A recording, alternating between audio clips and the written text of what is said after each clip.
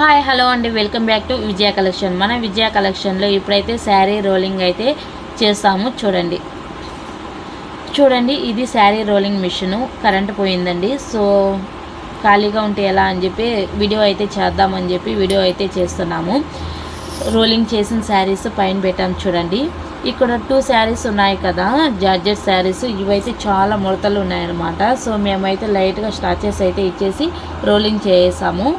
చూడండి పైన అంతా రోలింగ్ చేసి పైన పెట్టేసామన్నమాట.